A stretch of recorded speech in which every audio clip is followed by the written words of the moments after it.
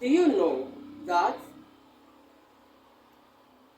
the issue of inheritance, you may also refer to it as estate inheritance, is one that touches the sorest point of our societal life?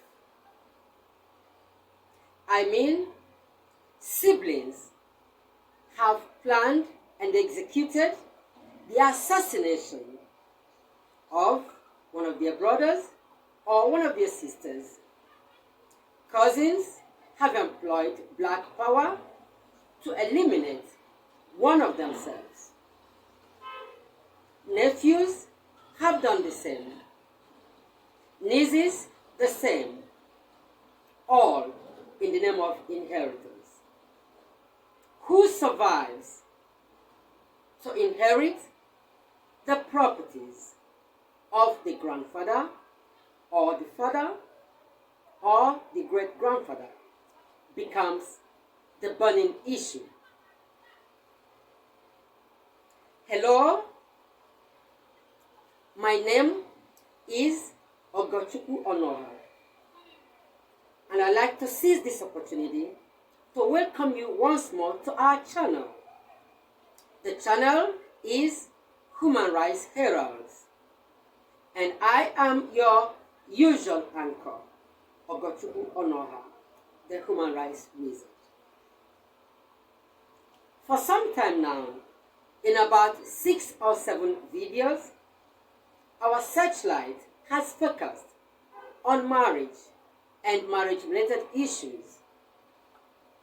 And today's video is the climax of this effort to help all of us understand the intricacies of marriage and what the law has to say about marriage and how we can conduct ourselves in our marital lives in such a manner that marriage will bring to us the blessing which is inherent in it, the blessing which it promises to give, the blessing which was the attraction that in the first place lured us into signing this all-important of human contract,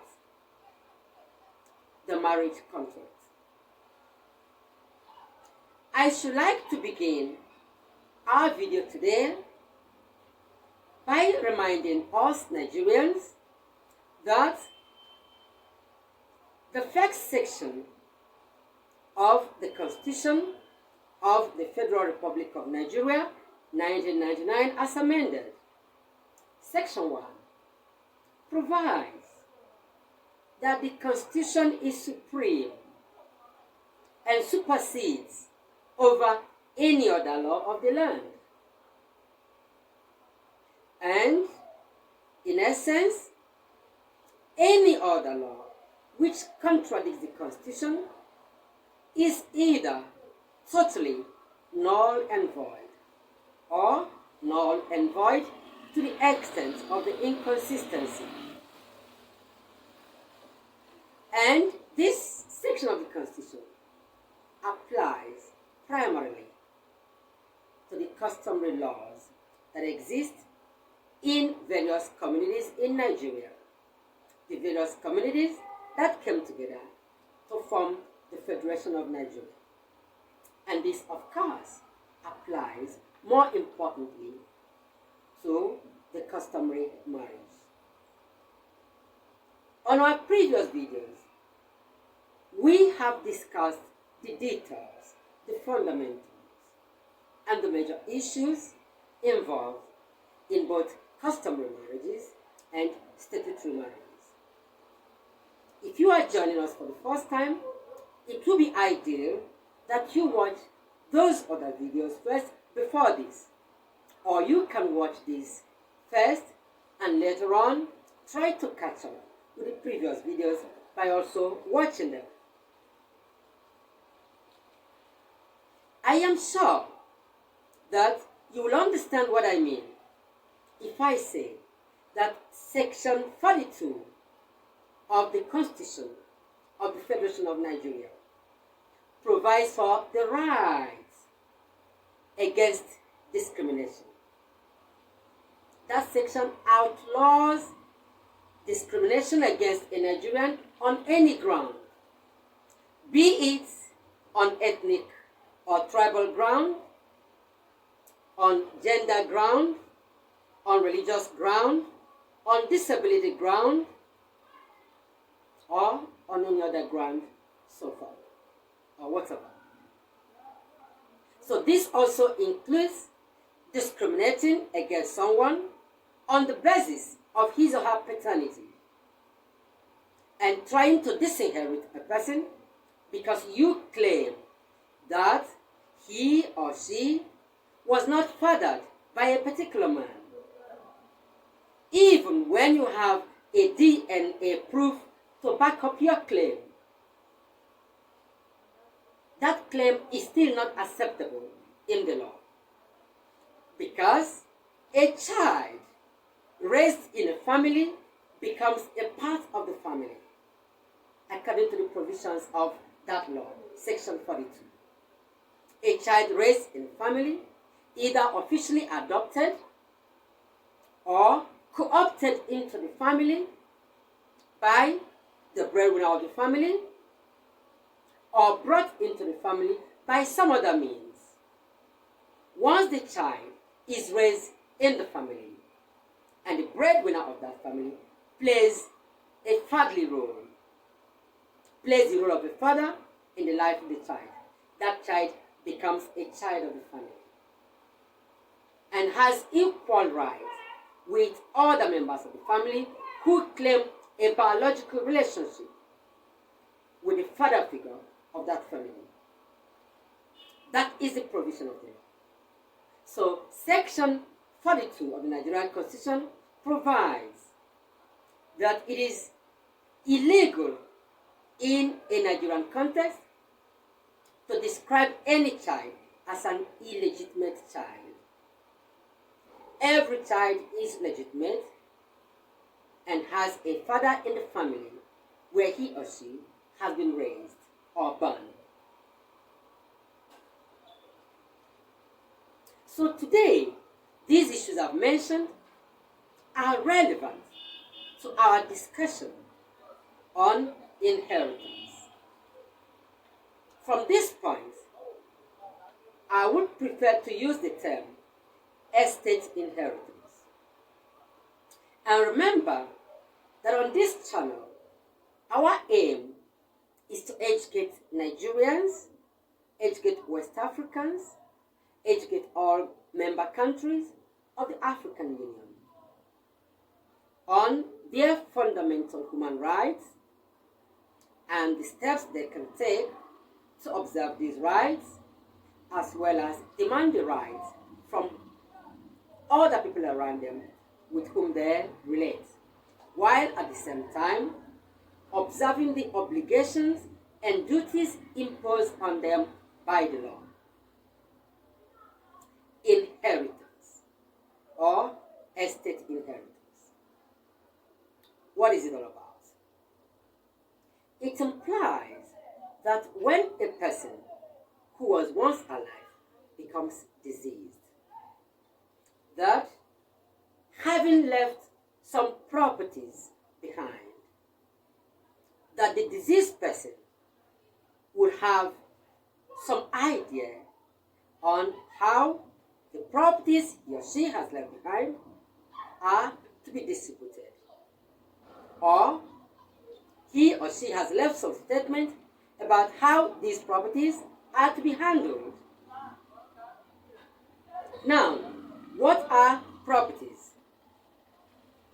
Under this term, we mean landed properties, including buildings and undeveloped lands.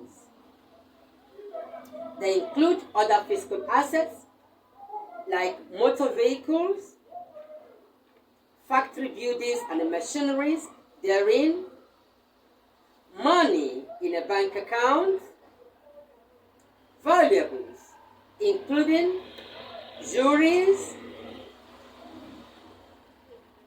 building plans,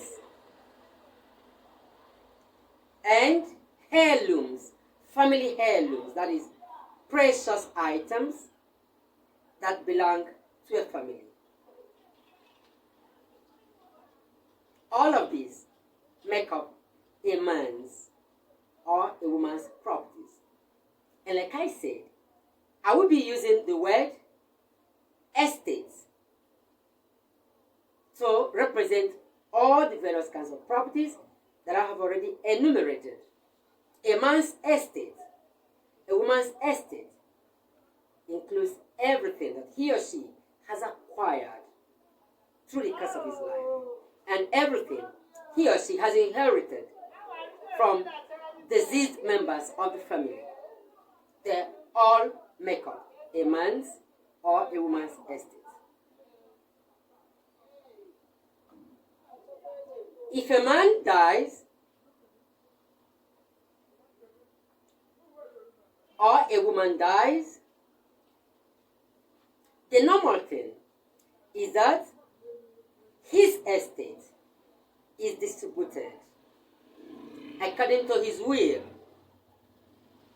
Assume that he has put down some will before he died, or that in the months or weeks preceding his or her death, the man or woman, realizing that he or she would die soon or would likely die soon, makes some statements, not written, some oral statements to the people around him or her. This becomes his will. Statements about how his estate is to be handled in the event of his demise. If this is the case, it is quite easy. It is hassle-free to distribute the man's estate. Because in law, we say that the man has died testate. That the man has died testate. Or the woman has died testate. Testacy means to die having left a will behind, or to leave a will behind before dying. Such a deceased person is said to have died testate. However, this is where the problem lies.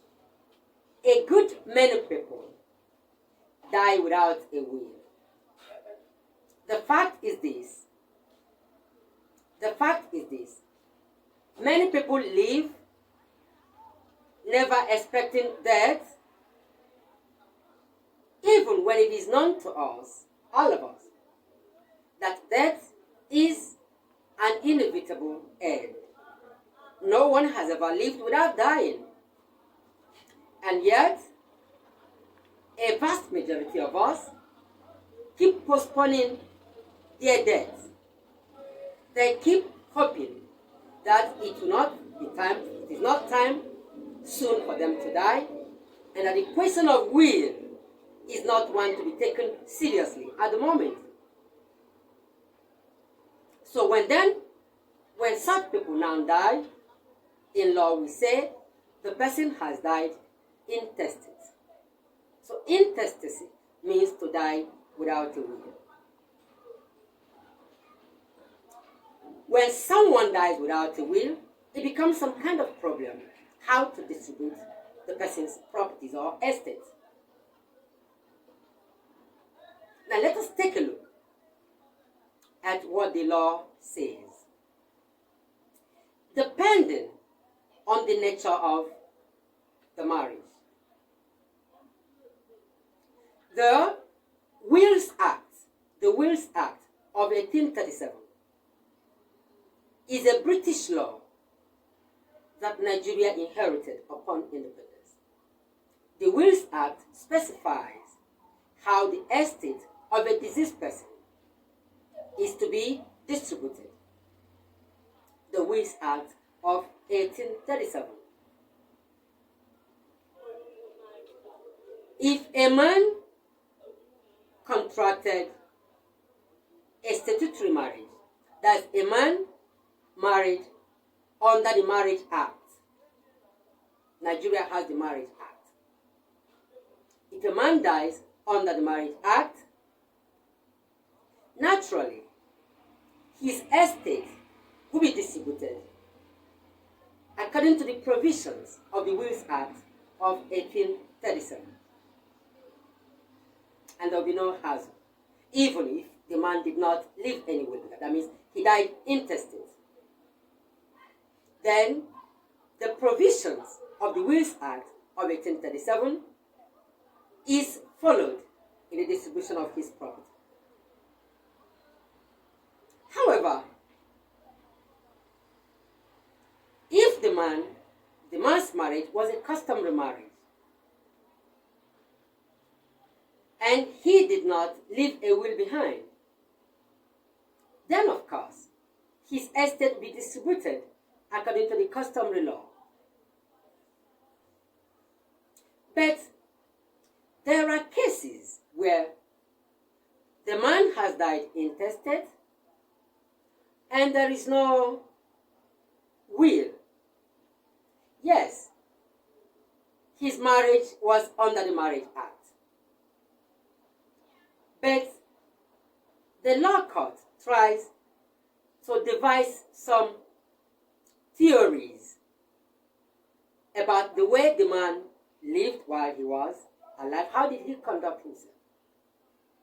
Did he always live in his village and did many things according to the customs of that village and related with people within the village circle? That might be an indication that even though the man got married under the Marriage Act, he would prefer the distribution of his property or the distribution of his estate done according to the provisions of the customary law. Although this is quite rare, it is quite rare for a man who married under the English law, that is the Marriage Act, to have his estate shared according to the customary law in the absence of a will. It is more common, however, that a man was married in the customary law, and all his life he lived in a township, in an urban area, associated with people who are enlightened, and conducted his life like a civilized, modern man, and visited his village or just once in a while, and did not live permanently in his village. That may indicate to the law court that even though his marriage was a customary one, the man might prefer that his estate be distributed in accordance with the Wills Act of 1837, that is, in accordance with the English law. That is more common.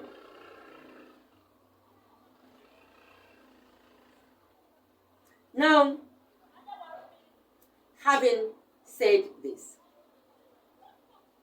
let us proceed.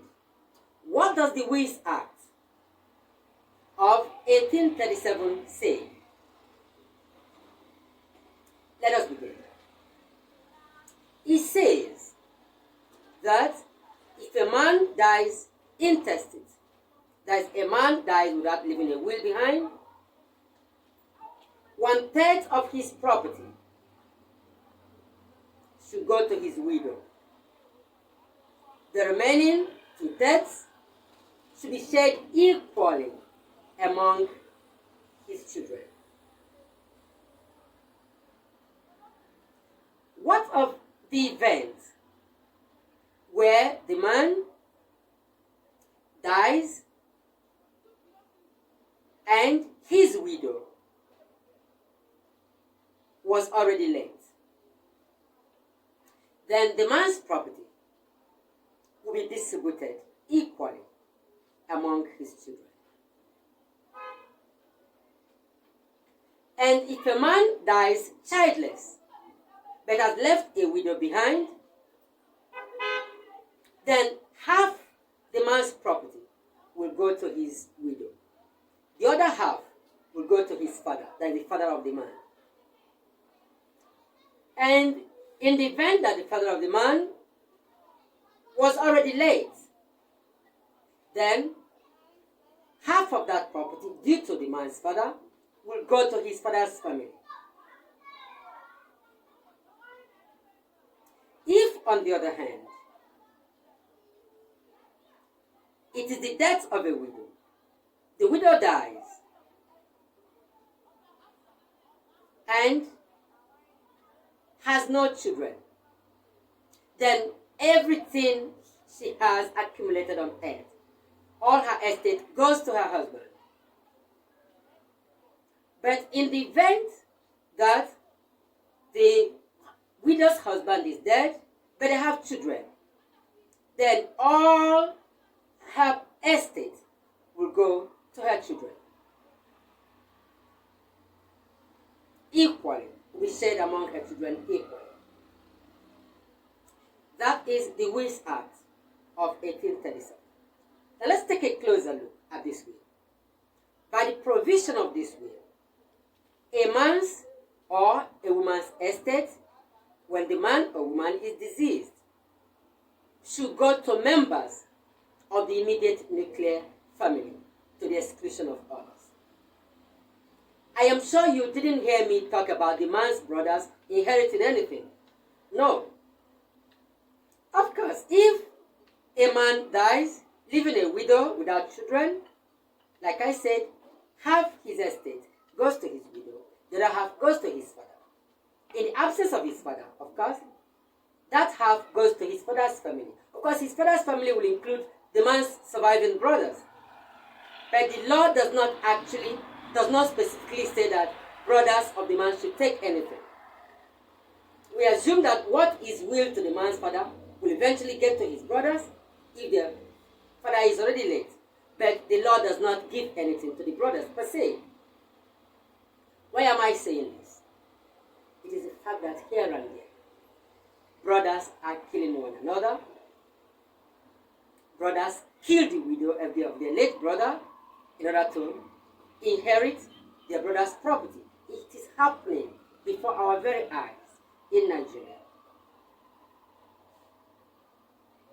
Again, there is nowhere in what I have said where it is implied that the estate of a man is to be distributed among his sons only. No. First, the man dies intestate and didn't leave any will behind. Then, his estate is shared in three. 1/3 goes to his widow. 2/3 is shared equally among his children. That's what the law says. The law does not say among his sons, to the exclusion of daughters. It says among his children, which implies boys and girls, or sons and daughters. Why is this important? The disinheritance of the girl child is becoming a colossal trouble, a cankerworm that keeps growing and infesting the very fabric of which our society is made. And the fact that the Constitution states expressly in Section 42 that no one is to be discriminated against on the basis of gender, among others, doesn't seem to help matters in this area. Let us continue. In Lagos, before the period that is before our independence and immediately after our independence, that is in the pre- and post-independence periods, the Lagos state government and the government of the defunct northern region of Nigeria had the Wills Act of 1837 as the fundamental inheritance law of those regions. But the Western Region House of Assembly and the Eastern Region House of Assembly enacted a secondary law, so to say, a bylaw. In the Eastern Region, it was known as the Estate Succession Law. In the Western region, it was known as the Distribution of Estate Law of 1959. These laws adopted the Wills Act of 1837 and modified it in such a manner that it becomes all-embracing and more accommodating.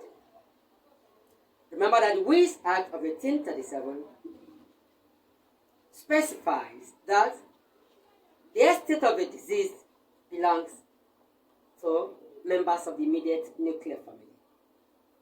But these bylaws enacted by the Eastern Region government and the government of the Western Region amended the Wills Act of 1837 while retaining the major aspects of that law.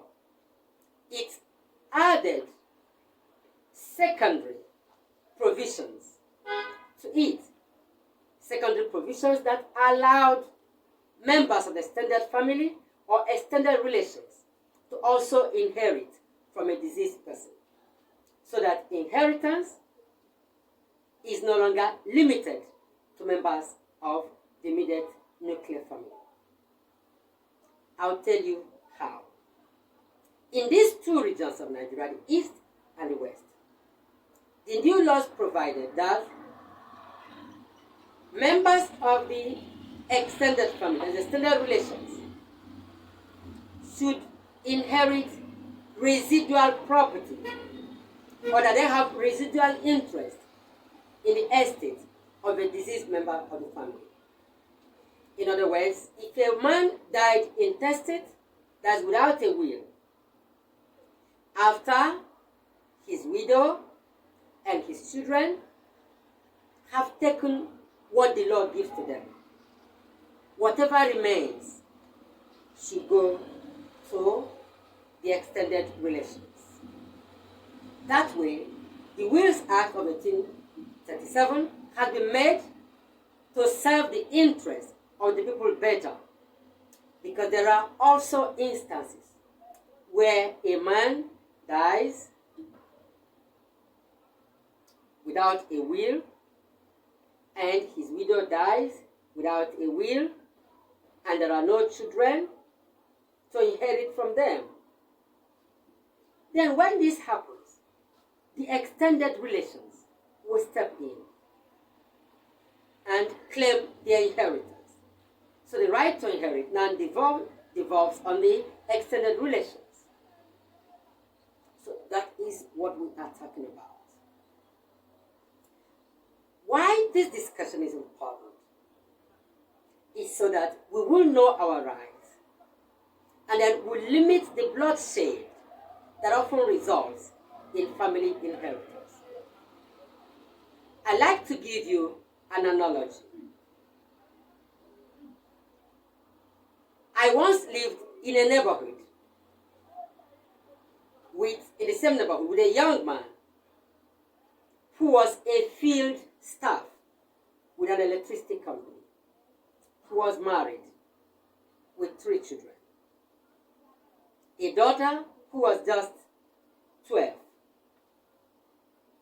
2 sons, one 8 and the other 5. Then one day, while he was working on an electric cable on a pole, he got electrocuted and he died. And rumors spread the neighborhood that his death was engineered by his brothers, that his brothers had used black power to cause that death.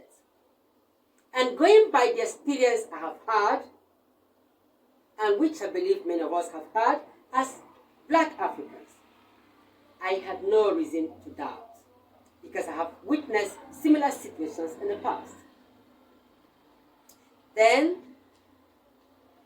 a few months after the man had been buried,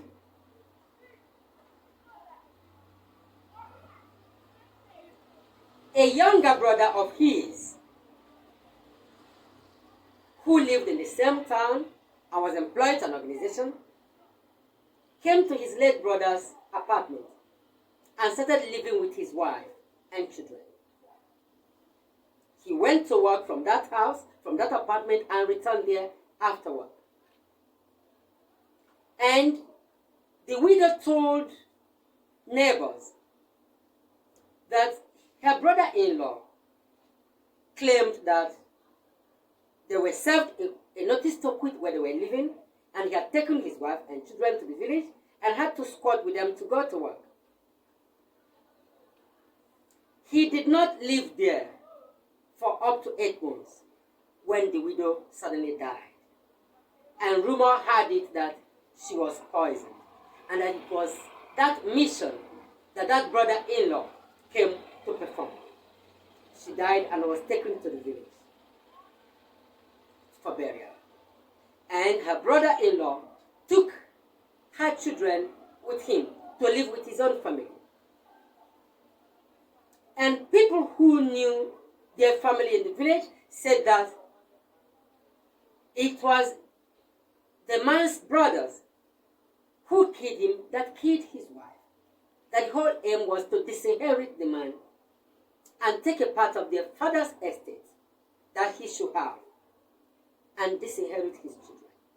And to kill the man and his wife when the children were still so young was a means of accomplishing this, because the children were not at an age when they will know what belongs to their father. I'm sure what I am telling you is not new, it's not novel. We have all witnessed it happen in many places. And all of these happen over inheritance, estate inheritance. It is necessary, however, that to stop this kind of ugly situations rearing up their heads, we should at least learn to write our will while we are still healthy. A living person can die anytime. It doesn't have to be at an old age. A living person can die at any time. It can be death by accident. It can be death by a prolonged illness. It can be death by a brief illness. It doesn't matter. Everyone will die. And because we do not know the death, the right thing is to write our will on time. So that if we are not there, at least our estate can go to the ones we love in the manner we have directed, and there will be no need for anyone to fight and kill one another over our estate. If you have enjoyed our video, share and like it. Like the video and share it so that other people can also take advantage of it. And if you have a question on any aspect of human rights, you can leave your question on the comment section or send me an email at HumanRightsHeralds.wizard@gmail.com. That's HumanRightsHeralds.wizard@gmail.com. Or you can send me a WhatsApp post on 091 330 1790. I invite you to join me on our next video, where we shall be treating yet another issue relevant to our fundamental human rights. Until that time, remember our slogan: know your rights, protect your rights, and defend your rights. Take care of yourself and stay away from trouble. Goodbye.